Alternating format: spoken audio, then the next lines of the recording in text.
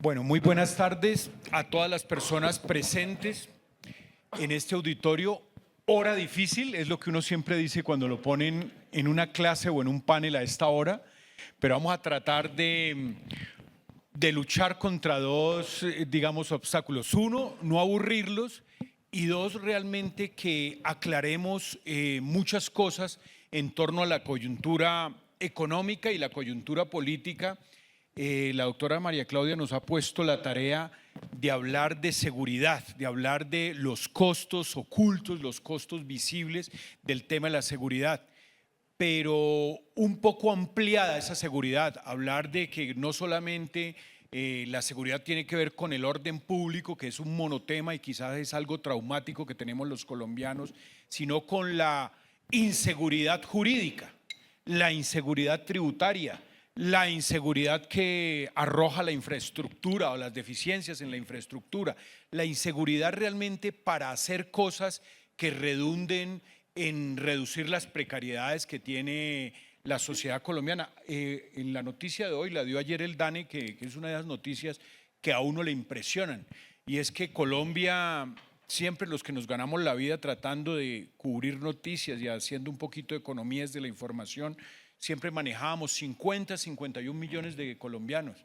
54 dijo ayer el DANE, y no 14 millones de familias como era la cifra que tenían las personas, y uno le oía a los expertos siempre hablar de 14 millones de familias, sino 19. 54 millones de colombianos, 19 millones de familias, que cuando uno le dice por top of mind cuáles son los problemas más recurrentes, le va a decir el tema de la seguridad o la inseguridad para hacerle refuerzo a eso.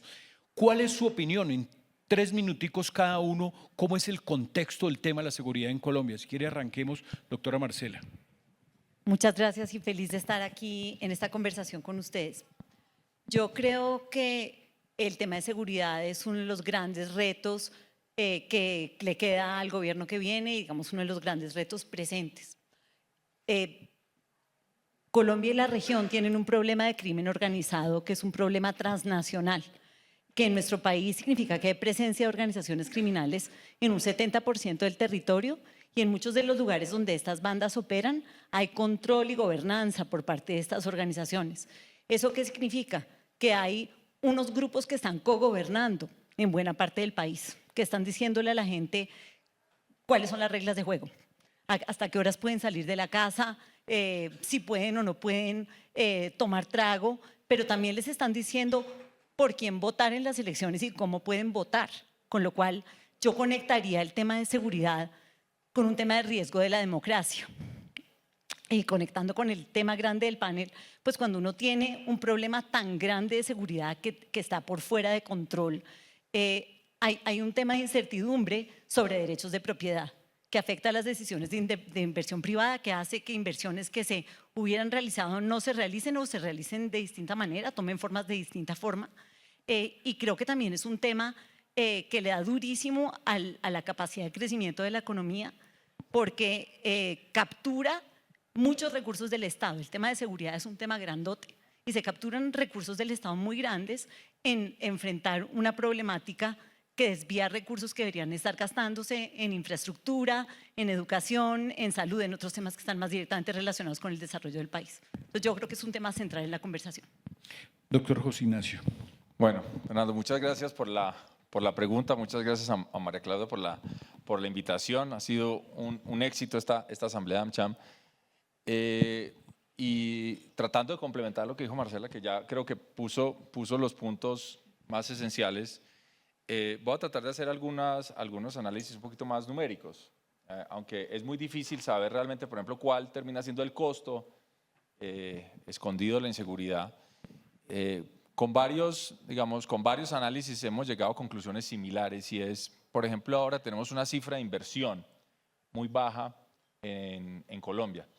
La formación bruta de capital fijo, como se le conoce en cuentas nacionales a las cifras de inversión sobre el PIB, hoy en día está inferior al 17%, cuando hace alguna década teníamos unas cifras superiores al 20% y en algún momento llegamos a 23, 24%.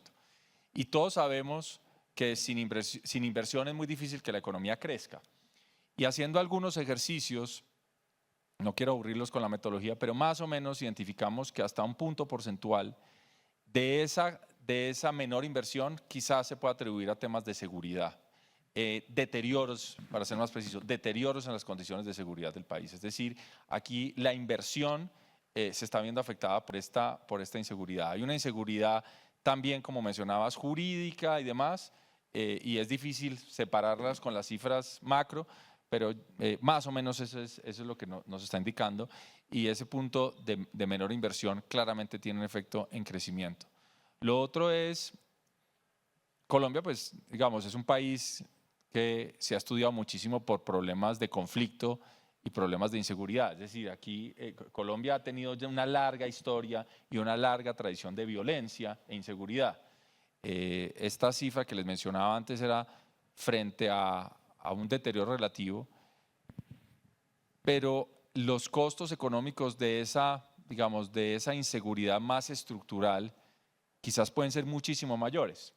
Y uno que es muy relevante es, por ejemplo, cómo asignamos a veces dentro del sector privado funciones simplemente para tratar de salvaguardar las inversiones o la producción frente a seguridad. Entonces, cuando uno va a un país seguro, por ejemplo, se da cuenta inmediatamente que no hay la necesidad de que haya tantas personas, por ejemplo, trabajando en temas de seguridad.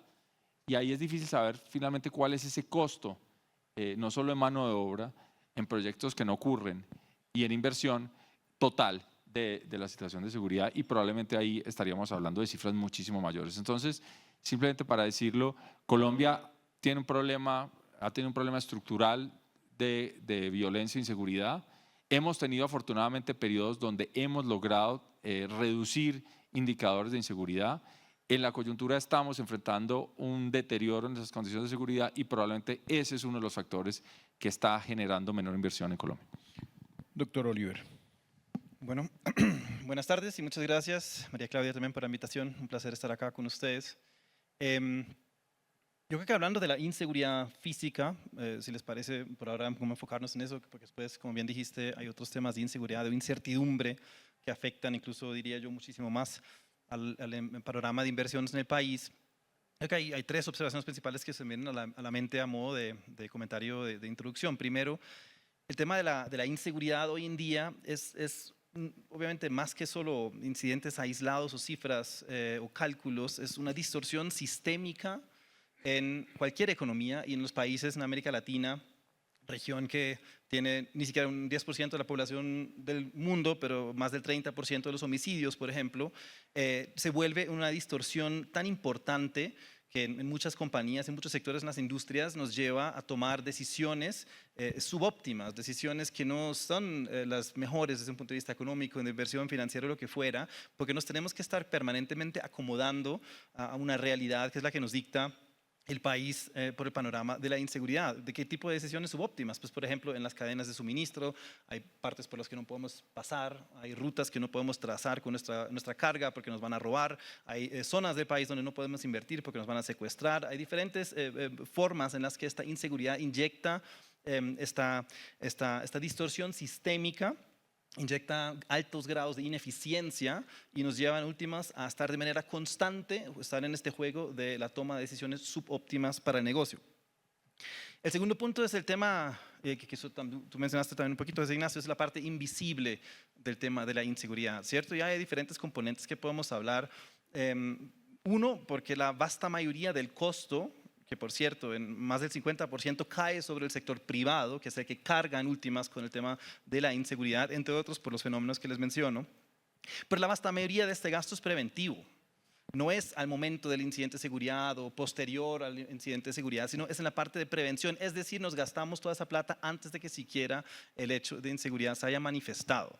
Eso es una forma de entender esa parte de lo invisible, porque mucho de esta plata se pierde antes del evento. También, por supuesto, todo lo que tiene que ver con simplemente, ni siquiera tanto el gasto medible en prevención, en guardas, en lo que fuera, sino todo lo que yo no hago por la inseguridad, las inversiones que dejo de hacer por la inseguridad, un proyecto que podría ser más a largo plazo, pero lo dejo más a corto plazo por la inseguridad. Todo ese tipo de factores que en últimas pues, contribuyen a esta gran carga, este impuesto, digamos, sobre el sector privado. Impuesto regresivo además a cierto punto sobre la formalidad, ¿no? Porque en últimas los que pagamos, los que se preparan, los que hacen due diligence and duty of care y ese tipo de cosas son las compañías pues, de la formalidad, no son los informales. Entonces, en últimos, creo que desde nuestra óptica, el tercer punto, eso sí, resaltar la lógica de que la seguridad, y cuando hablamos del costo de la seguridad, es en muy buena parte un costo fijo.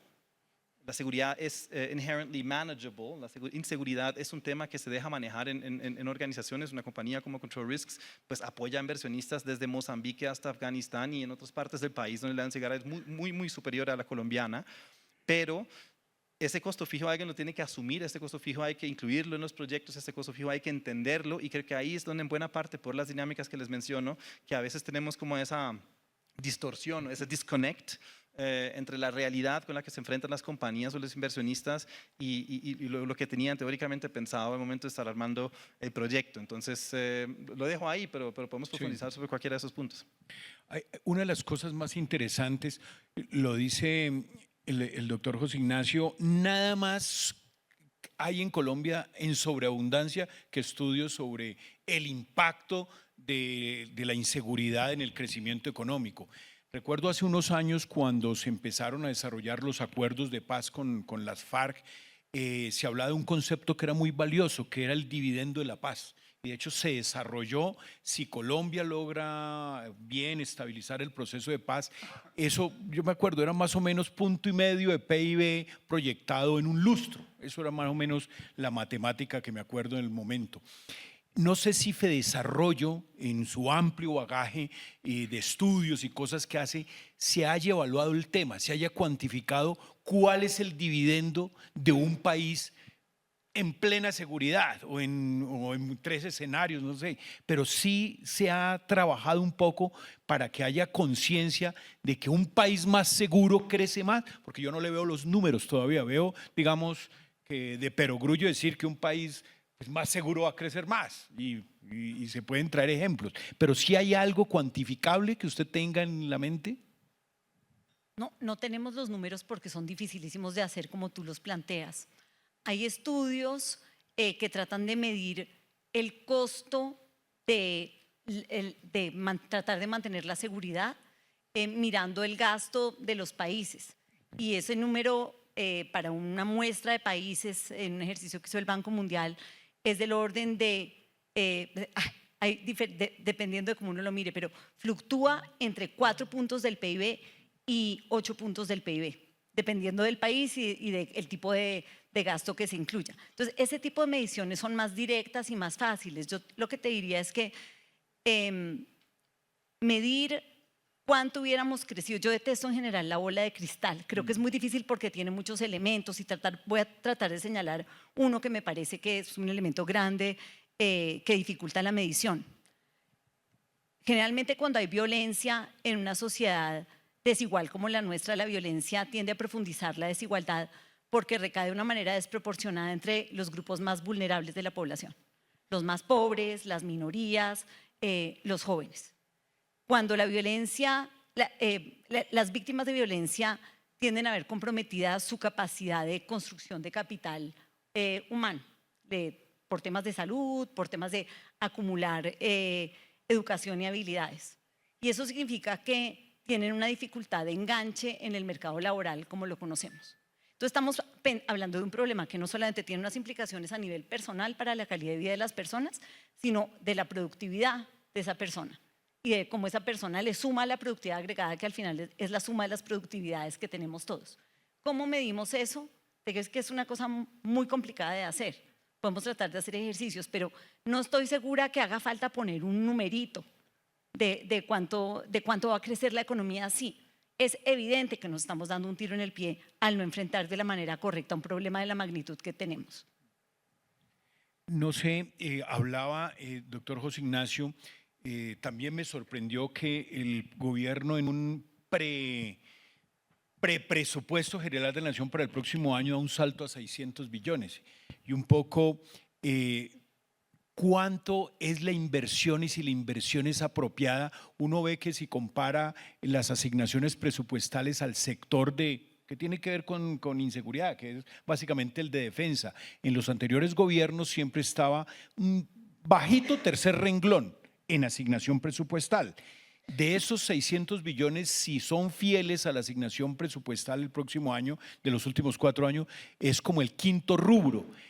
¿La solución a que el país sea más seguro sí es con plata o es un poco trabajando con la percepción en las diferentes regiones?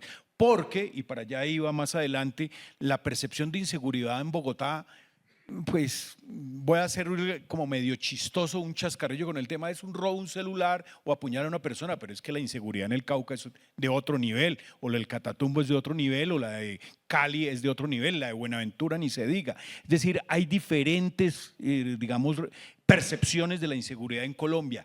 ¿Todo se puede atacar con más plata en el presupuesto?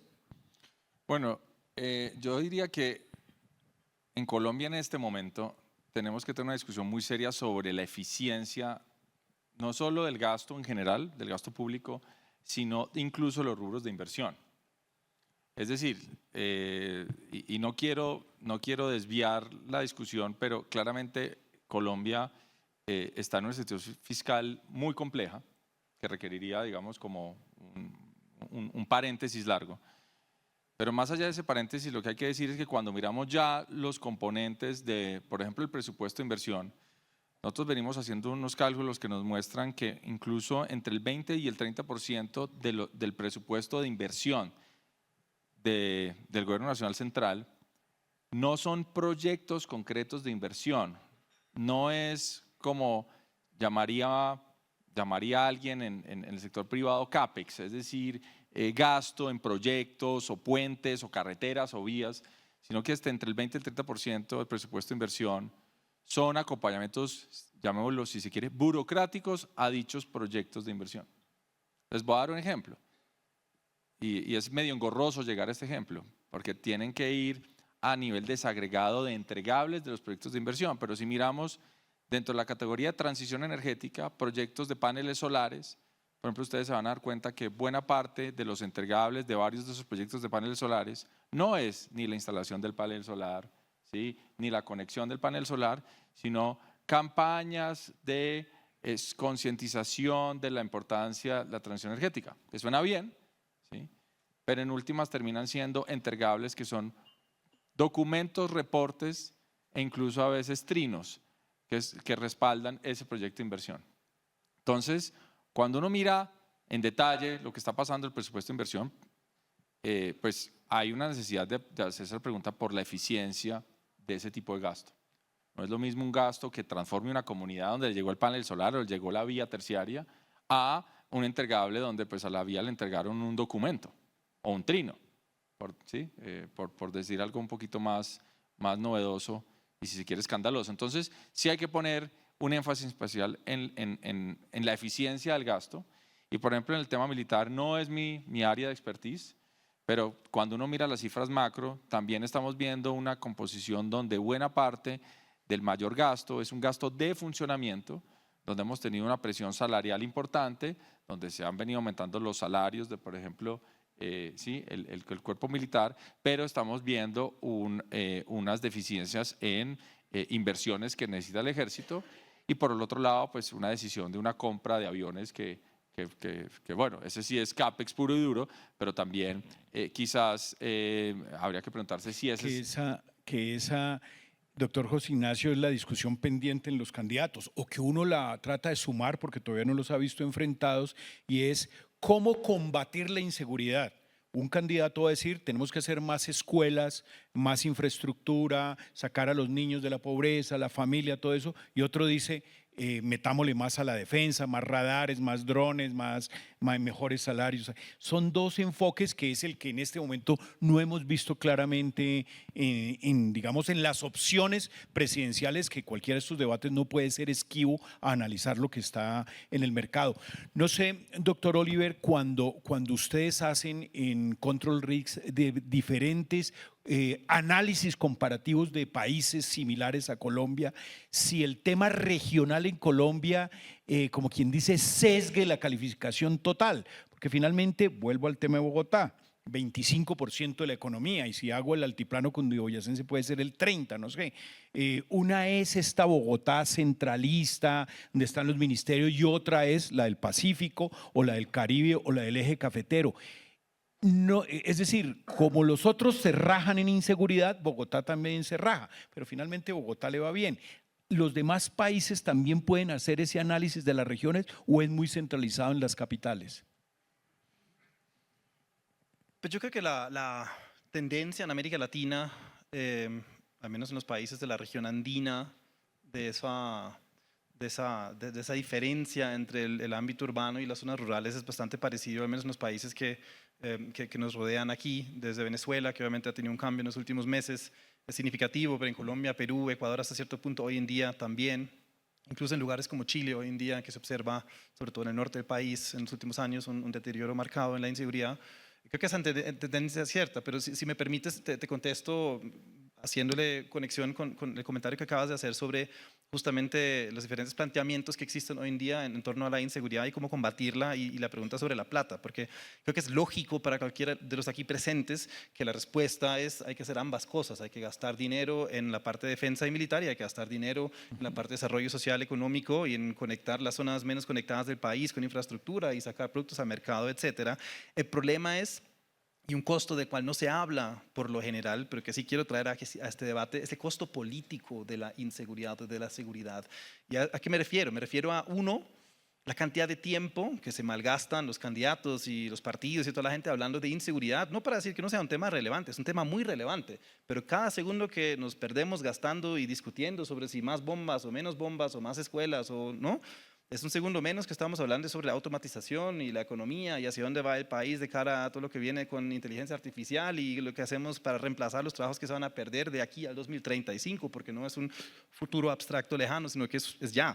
Entonces hay un componente ahí que es lastimoso, que por esa dinámica estamos gastando tanto tiempo y en lo político, tanto capital político en este tema de la inseguridad. Hay que hacerlo, pero el panel habla de costos y costos ocultos y eso es uno de ellos. Crucialmente creo, otra forma de ver este tema de costo político es por el entorno tan polarizado que hay en el país, por la misma historia del conflicto armado colombiano. Nos hemos quitado un poco ese foro de conversación en el medio, en el cual yo puedo creer que es política militarista y tú puedes decir que es política de desarrollo y ambos nos podemos sentar en la misma mesa y llegar a una conclusión sana. El vacío político que genera en torno al debate de la inseguridad, la polarización, creo que es otro costo muy, muy severo, porque estamos ante, como bien lo dices, en este momento 3 candidatos, 2 más de una línea, 1 más de otra línea, y según lo que nos han dicho, ninguno de ellos tiene la solución a esta problemática. Lo que se requeriría justamente es una conversación abierta, con menos polarización y sí, como restándole un poco ese misterio de costo político de la inseguridad. El terreno de la inseguridad tributaria, uno, digamos, si revisa más que analiza las últimas reformas tributarias, que cuando uno le pone la óptica empresarial dice hay inseguridad tributaria cuando me presentan una reforma tributaria y me cambian las reglas de juego, eso me cambia el modelo de negocio, en fin, si uno revisa este gobierno, antes veníamos de unos gobiernos que ponían o proponían y por lo general las sacaban reformas tributarias cada 22 meses. Este gobierno nomás, pasar la historia, una sola reforma tributaria, 5 emergencias económicas, que fue ahí un bypass que se inventaron o pues que utilizaron. La inseguridad tributaria de cara a que obviamente desde el punto de vista macroeconómico el candidato que venga tiene que venir con una reforma tributaria estructural para poder manejar ese déficit, es una realidad. Sí pesa el tema de la inseguridad tributaria en el marco del crecimiento por parte de la inseguridad, porque como colombianos nos enfocamos mucho en el orden público, nos olvidamos que también es un país con un estatuto tributario de, creo que son 988 artículos y una reforma tributaria tras otra. Este gobierno nomás hizo uno. ¿Qué peso tiene esa percepción de inseguridad tributaria digamos, en términos de crecimiento? Te voy a contestar, pero quiero condimentar cosas que han dicho mis copanelistas. Por un lado, sí quiero ver a los candidatos hablando de seguridad antes que de automatización y otras cosas, porque donde uno mire en todas las encuestas es la preocupación más grande que tienen los colombianos, ese y cómo funciona la economía, pero está timbrándole a la gente y no es un tema menor. Yo no creo que lo podamos minimizar porque creo que tenemos que atajarlo y tenemos que entender el gobierno que sigue cómo lo va a atajar. Dicho esto, concuerdo con la visión de que la política de prevención o de desarrollo, si se quiere, es complementaria y no un sustituto de la política de seguridad. Y creo que tenemos que andar en ambos frentes. Todo el tiempo los oigo a ustedes hablar de política de defensa. Yo hablaría de justicia. Una política de seguridad que funcione bien tiene 3 pilares: policía, justicia y sistema carcelario. Yo creo que ahí hay una cantidad de tuercas que se deben mover, que posiblemente se necesitan recursos, pero que requieren mucha pausa de inteligencia para ver cuáles son las tuercas. Hay reformas que no necesariamente necesitan plata. Construir buenos sistemas de inteligencia dentro de la justicia y dentro del sistema policial, cambiar los incentivos con los que opera la justicia y el sistema judicial, pensar un sistema carcelario que sirva para resocializar a la gente y que no esté siendo una máquina de producción de capital criminal como son las cárceles hoy día. Esos son temas que son, en mi opinión, centrales, y ahora ya te contesto lo que sigue. Yo creo que la estabilidad en las reglas de juego en general es necesaria para que los inversionistas, los negocios puedan andar y tomar decisiones. La seguridad tributaria o la inseguridad tributaria pues claramente es un elemento más de esas reglas de juego. Creo que el gobierno que venga necesariamente va a tener que pensar cómo ordena la casa desde lo fiscal, y eso significa pensar en cómo ajusta el gasto y cómo genera recursos, porque pues hay un desbalance en lo fiscal que no hace sostenible el país, diría yo. De todo lo más que estamos hablando, el orden fiscal mínimo es como la base, la cancha de juego sobre la que las demás cosas pueden suceder o no suceder. Entonces creo que ese reto está sobre la mesa. Ojalá se piense teniendo cuidado con los incentivos y las distorsiones que causa una decisión que con mucha frecuencia en este país ha sido fiscalista, ¿no? Necesito recoger recursos y en la recogida de recursos no estoy teniendo en cuenta cómo van a internalizar los agentes económicos esas decisiones tributarias. Creo que hay que pensarlo por ahí y creo que de lo más costoso para las decisiones de inversión, y posiblemente no se lo tengo que decir a este público, es la incertidumbre sobre lo que va a pasar. Y en eso juega un rol parecido el tema de la inseguridad con el reto digamos, el reto que significa la incertidumbre sobre poder recuperar las inversiones por temas de seguridad, al reto que plantea la inseguridad sobre recuperar las inversiones porque no sabemos el gobierno de turno qué más va a hacer, qué se le va a ocurrir y cómo podría estar expropiando recursos. Inseguridad tributaria, doctor José Ignacio. No, yo estoy de acuerdo con Marcela. Creo que es un elemento que desafortunadamente disuade mucha inversión, sobre todo de largo plazo en Colombia.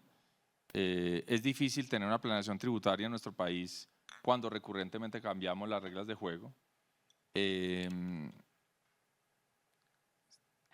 Digamos, el siguiente gobierno probablemente va a tener que traer a la cancha nuevamente algo en materia tributaria, pero creo que también es el momento histórico para hacer una reflexión sobre la eficiencia y el alcance del gasto, y también hacer un plan construido en buena parte en mensajes de austeridad y de eficiencia del Estado. Colombia ha crecido de manera sistemática el tamaño del Estado, en parte porque desde la Constitución del 91 pues el Estado tiene a su haber unas demandas nuevas que tiene que satisfacer en materia de educación, de salud, de descentralización. Es decir, hay una presión para un rol mucho más importante del Estado, pero está claro que llevamos muchos años creciendo el Estado y probablemente ha crecido de manera desorganizada, de tal suerte que muchos ciudadanos incluso pues ven cómo los impuestos han subido, pero no ven los beneficios. Entre otros, pues este tema de seguridad es clarísimo, porque cuando hablamos de seguridad en últimas estamos hablando de la ausencia del principal papel que tiene el Estado en un país, ¿no? Que es el monopolio legítimo de la fuerza, y probablemente pues cuando la gente cohabita con amenazas constantes a su seguridad física, la extorsión, secuestros, la imposibilidad de hacer negocios, de movilizarse, pues ahí no estamos satisfaciendo quizás el papel más básico del Estado. Entonces yo creo que sí es el momento para que en los siguientes años Colombia haga una reflexión de de cómo tenemos que mejorar la eficiencia del gasto para que el ciudadano realmente sienta que vale la pena participar de ese contrato social. Y de hecho, pues esa discusión entre cuándo yo participo en la formalidad o no está medida muchas veces por esa ecuación de cuáles son los costos de la formalidad versus realmente yo que recibo. Si a mí me siguen extorsionando, es decir, tengo una tributación alterna fuera del Estado, pues obviamente esa ecuación no cierra. Entonces, yo creo que la situación es tan compleja que probablemente no solo un paquete de austeridad o de eficiencia va a ser suficiente para corregir el balance. Entonces, una discusión que va a ser muy compleja y que la gente no quiere, digamos, no queremos tener los colombianos de más impuestos, tendrá que ser parte de la combinación, pero pues en la medida de lo posible tratar de hacerla de tal suerte que haya un compromiso de sí priorizar muy bien el gasto, para tratar de encontrar unas reglas un poquito más predecibles, que en últimas eso es lo que el sector privado quiere. El sector privado quiere poder leer un mapa predecible de reglas de juego, que no solo lo tributario.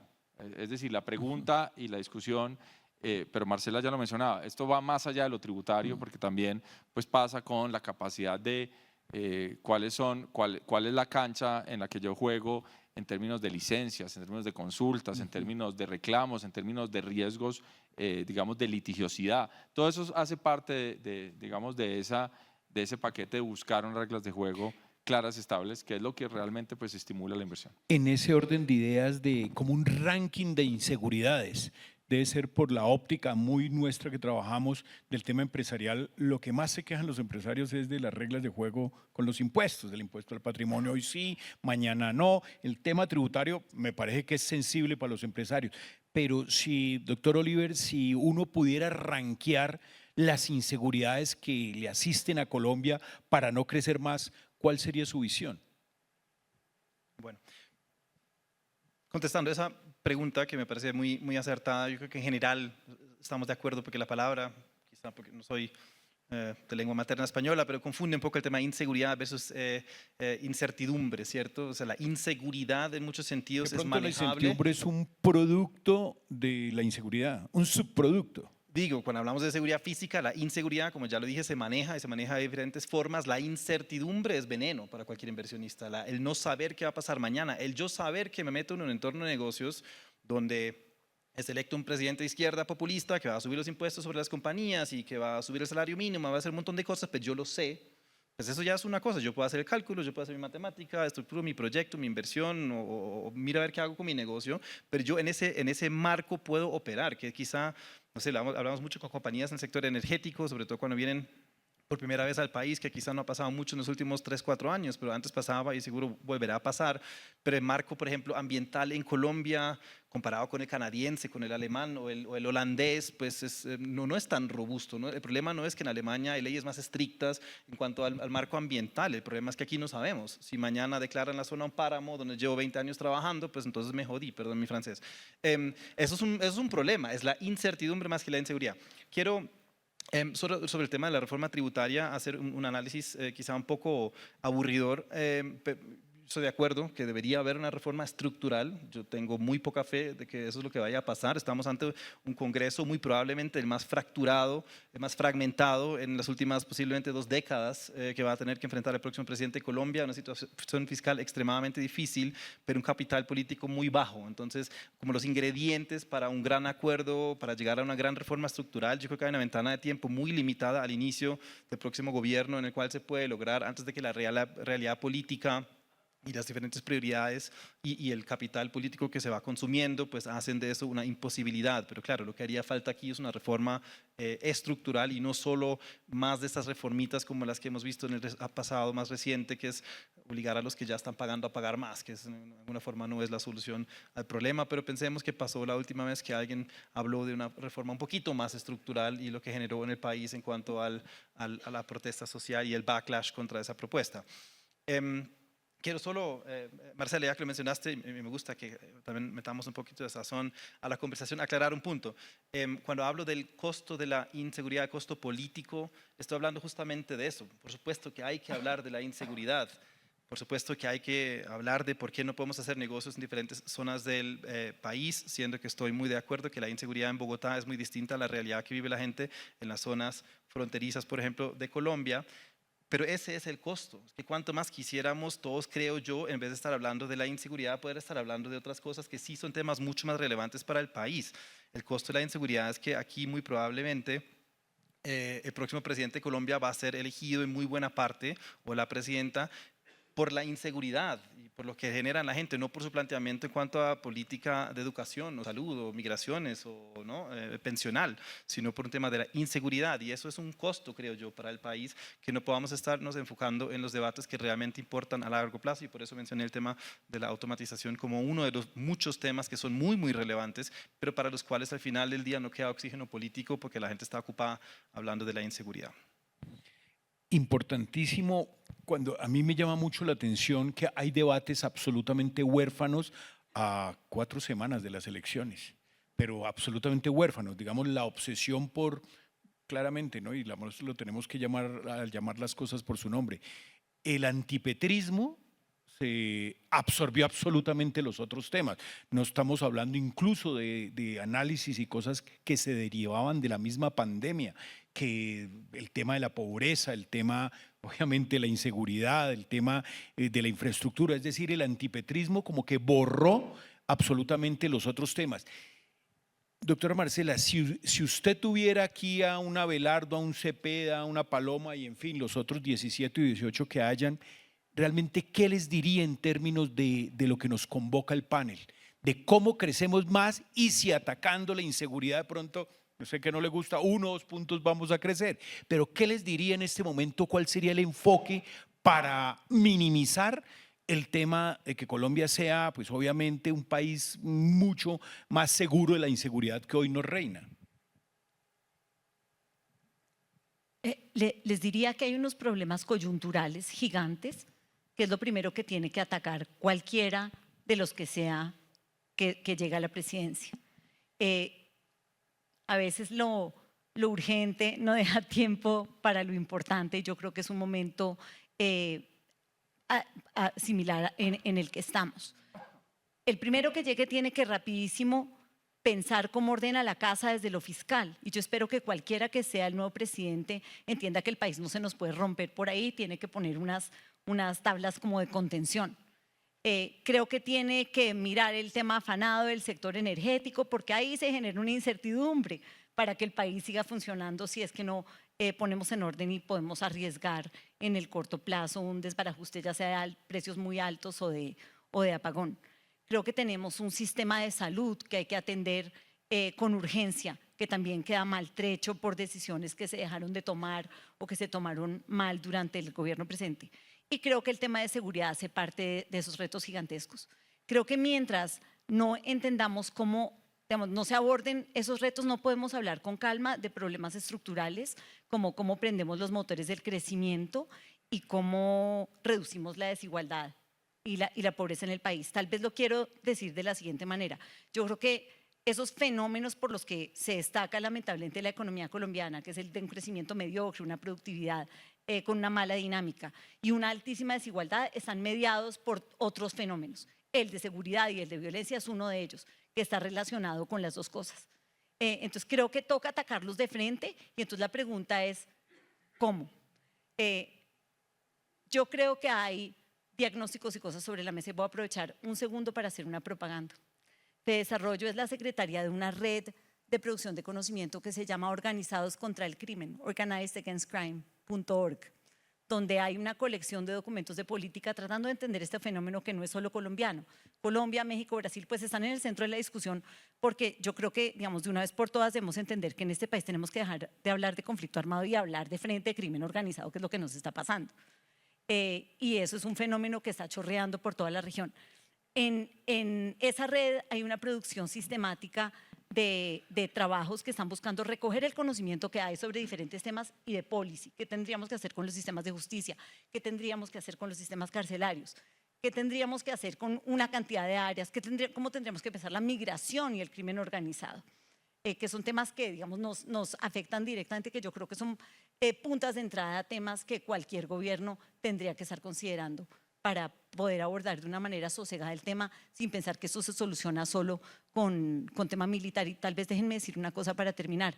La gran tragedia de Colombia es que tenemos un Estado que todavía no llega a todo el territorio. Entonces, cualquiera que sea el próximo gobierno tendría que empezar a pensar con cuidado cómo empieza a llegar a territorios que han estado históricamente abandonados a la nada y que han sido tomados por criminales.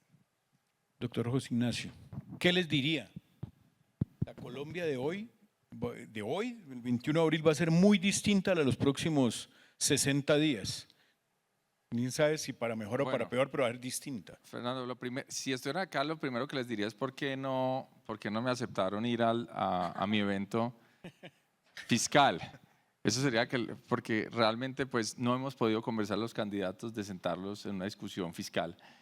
Pero bueno, eso se los diría ahora. Nosotros, y creo que pues sumando un poco, como dice Marcela, pues hemos venido recogiendo cosas para el siguiente gobierno en un esfuerzo de varias entidades que lo hemos llamado Proyecto 2630. Y hoy tuvimos una presentación de María Claudia donde ya había un paquete muy sugestivo, muy interesante de cosas concretas para hacer. Entonces, yo creo que el tema es diagnósticos y guías para atacar lo urgente y lo más estructural, aunque a ritmos quizás probablemente distintos, yo creo que están ahí. Entonces, yo creo que no es una falta de buenos diagnósticos y buenas soluciones. Yo creo que se necesita mucho pragmatismo en los próximos meses, si no años, porque si el país se queda enfrascado en conversaciones hiperideológicas, pero de inacción, pues no va a avanzar. Entonces necesitamos una dosis grande de pragmatismo para decir, mire, aquí hay, por ejemplo, en la relación con Estados Unidos hay muchas oportunidades, como se ha hablado en este seminario. ¿Por qué no tomarlas, aprovecharlas? Pragmatismo. En el tema energético, pragmatismo. Un tema que desafortunadamente sí siento muy huérfano en estos días, el tema de infraestructura, lo siento muy huérfano, e incluso la infraestructura tiene un impacto enorme en las discusiones de seguridad. Entonces, pues ahí se necesita también una dosis de pragmatismo enorme. Entonces, yo creo que mucho pragmatismo, el siguiente gobierno va a tener que hacer ejercicios pedagógicos y de narrativas fuertes, si quiere avanzar, pero básicamente yo creo que no solo le diría, aquí están nuestros entregables del 2630, que estarán listos para el siguiente gobierno, ya todas las campañas conocen, digamos, a todas se las presentamos, conocen un poco como las temáticas, pero también es, afortunadamente el país, hay mucha gente que sigue trabajando, hay entidades como FEDesarrollo que siguen trabajando en propuestas, etcétera, etcétera. Entonces yo creo que es simplemente como poner una dosis de pragmatismo, traer buena gente al gobierno, creo que eso va a ser muy importante y con eso creo que habrá espacio para un gran optimismo a pesar de todos los retos que tiene Colombia. Doctor Oliver, No, yo me uno al tema al oído de los candidatos. del pragmatismo. De pronto les diría de una forma un poco menos diplomática, pero sí es que a veces toca hacer cosas que no nos gustan y no solo se lo digo a los candidatos si estuvieran acá, sino también a nuestros clientes. Cuando nos preguntan sobre el auto que tenemos y cómo estamos viendo la situación en Colombia, esta invitación a todos, francamente, de entender que el pragmatismo es lo que requiere la sociedad y el país y la economía en Colombia para salir adelante. No posiciones ideológicas que vienen de antaño, que son hechas para un mundo que hoy en día ya no existe. Yo hablo mucho de este concepto del polígono, eso fue un tema de Thomas Friedman en The New York Times hace un par de meses que hablaba de que en este nuevo mundo ya no estamos en un mundo binario, donde hay bueno y malo, blanco y negro, ¿no? Unos y ceros, hoy hay qubits, hoy el mundo es más complejo, hay más grises, hoy los países que antes predicaban el capitalismo y el neoliberalismo y el libre comercio, hoy en día están cerrando fronteras con aranceles. El mundo ha cambiado y muchas de estas posiciones ideológicas vienen de esa época de un mundo binario y hoy en día no aplican. Hoy en día eso no es la solución, entonces lo que hay que hacer es a veces aceptar, aunque no nos guste y aunque nos choque en lo más profundo de nuestro ser, lo que ideológicamente rechazamos. A un candidato a Abelardo le diría que pues está muy bien que usted el día uno quiere empezar a bombardear como un loco, pero pues es que lastimosamente para usted así no se va a acabar el crimen organizado en este país. Usted va a tener que aceptar que eso tiene un componente que va mucho más allá de la política militar y de defensa. Y ahí Iván Cepeda Y diría que yo en teoría estoy muy de acuerdo con la lógica teórica de una paz total, si uno hiciera realmente una paz total, y no que ha hecho este gobierno, que es un fracaso absoluto. La paz total tiene un componente fuerte de política militar y de defensa. El Gustavo Petro aprendió esto a las malas porque los primeros 2 años y medio de su mandato no hizo nada en el ámbito de intervenciones de la fuerza pública, y ya cuando el tema de Cauca y el Catatumbo se le salió de control, muy tarde prendieron las alarmas y decidió que tal vez sí hacía falta complementar la negociación y el diálogo y otros tipos de políticas con una política militar y de defensa más asertiva. Le diría al candidato Cepeda, esto tiene que aceptar desde el día 1. ¿Qué tan factible es? No lo sé. Creo que parte estos foros y este tipo de intervenciones y estos comentarios, aunque no me hagan muy populares con todos, justamente sirven para, ojalá, invitar a ese pragmatismo, invitar un poco a esa lógica de que en últimas ahí es donde se resuelven los problemas del país, no en los rincones, en los extremos ideológicos del espectro político, en la ideología, como dices. En estos últimos 10 minutos que nos quedan en el panel, yo quisiera preguntarles, ¿el país iba tan mal? Digamos, y cuando le hacen esta pregunta a uno digamos, como constructor de la bitácora informativa parcial que construye opinión pública, uno dice, bueno, ¿en qué? ¿En desempleo? Entonces puede hacer el análisis de empleo. ¿En inflación? ¿En tasas de interés? Puede, como dicen ustedes los macroeconomistas, puede revisar los fundamentales. Pero si yo voy al Catatumbo, no sé, al Plateado, en Argelia, en el Cauca, les digo, no, el gran problema es el déficit fiscal. Como que me sacan, es decir, primero que todo el déficit fiscal la gente no sabe qué es. Y en eso quizá el gobierno ha sido muy hábil, en el déficit fiscal. Deje que Ávila pelea ya con Villar y miren a ver cómo, déjelos allá. Y él se concentra en decirles que no nos han dejado, es decir, con otro tipo de argumentos. Es decir, ahí sí instala unas narrativas que han sido muy efectivas. ¿Va el país bien o va el país mal económicamente? Quisiera oírlo, doctora Marcela. Económicamente. Yo creo que en las dimensiones más importantes el país va tan mal como ha ido siempre. Vamos igual. A ver, el país es un país que tiene un crecimiento muy mediocre, un crecimiento que a veces nos pone orgullosos porque está por encima un poquito del promedio latinoamericano. El promedio latinoamericano es muy malo. Es un país que tiene un problema estructural de mala dinámica de la productividad. Y eso, digamos, que no se solucionó durante este gobierno ni se creó durante este gobierno. Es un problema pendiente. Es un país profundamente desigual, con todos los costos que puede traer la desigualdad para que una sociedad funcione bien. Era tan desigual antes del gobierno de Petro como lo es ahora. Entonces, yo te diría, hay algunos problemas que son problemas gigantes y que son problemas permanentes y el reto del siguiente gobierno. Creo que cuando uno mira el desempeño de la economía, en el corto plazo, este gobierno no ha sido muy distinto de otros en las fluctuaciones, por lo menos de lo que tiene que ver, tú me corregirás, en el ciclo corto plazo macrofiscal. Pero sí creo que hay algunas cosas que tienen que componerse pronto porque no han pasado, pero van a dar unos resultados difíciles. Cuando uno arranca hace unos años de una tasa de inversión del 25% del PIB, y cierra este cuatrenio con una tasa de 16%, yo creo que sí hay que preocuparse y acordarse que es la inversión la que genera empleo, la que genera bienestar. Entonces, hay cosas que quedan por arreglar y hay cosas, decisiones recientes, como el incremento tan alto del salario mínimo, que todavía no estamos viendo los resultados completos de eso. Hay unas decisiones de los últimos meses que yo creo que tienen que ser contenidas. Ahora yo diría que si el país se va a pique, no, esperemos que el próximo gobierno que llegue ponga los correctivos donde los tiene que poner. Yo quiero ser optimista de esta manera. Quiero pensar que no importa cuál sea el gobierno que llegue, tiene espacio y va a reconocer los problemas, porque yo creo que ese es uno de los temas más álgidos, ¿no? Si no entendemos que tenemos un problema, pues es imposible solucionarlo. Y déjame decir la última cosa, que la nombraste. Yo creo que necesitamos un presidente, y tal vez eso era lo más importante, decirle a los candidatos, que le baje a la polarización y que nos vuelva a unir como un país y como una nación que toda tiene un mismo propósito, entendiendo que somos una sociedad donde no podemos estar enfrentados de la manera que estamos enfrentados, simplificando siempre al desconocido, simplificando siempre al que no está de acuerdo con nosotros. Yo creo que eso tiene un costo gigantesco para que podamos andar. Vamos igual tirando a mal, lo titularía yo.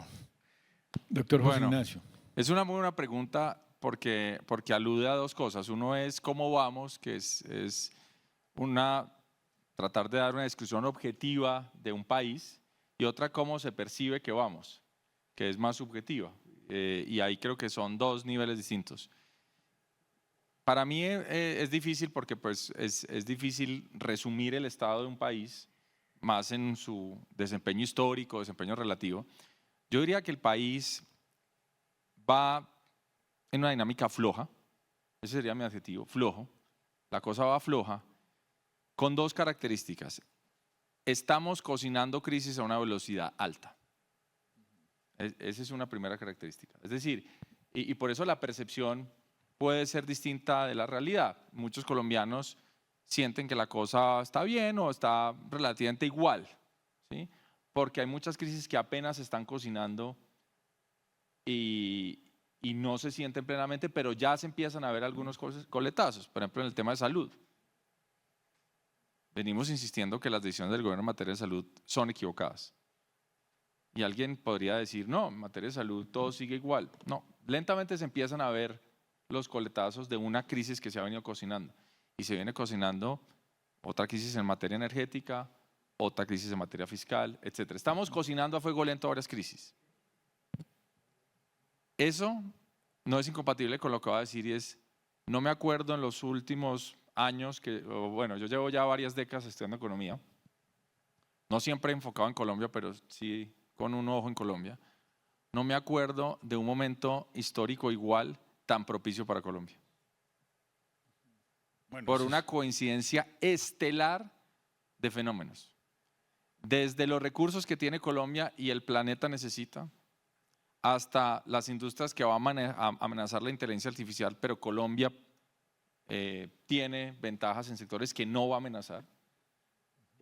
Oliver estaba preocupado por la inteligencia artificial. Yo les digo, el turismo por ahora no lo va a amenazar la inteligencia artificial. Puede ser que en algún futuro cercano estemos en nuestra sala con unos lentes pretendiendo que estamos en otro lugar, pero por ahora es mejor estar en otro lugar y vivirlo. Entonces Colombia hoy en día está realmente alejado de los grandes conflictos geopolíticos. Tiene los recursos que el mundo necesita, que son energía, minerales y alimentos, porque Colombia tiene un potencial agrícola enorme. Tiene unos sectores con un potencial enorme, incluso en la disrupción de inteligencia artificial. Entonces, es difícil pensar un momento donde Colombia esté mejor situado, pero al mismo tiempo estamos cocinando crisis. Entonces, estamos en esa coyuntura, estamos en el vilo.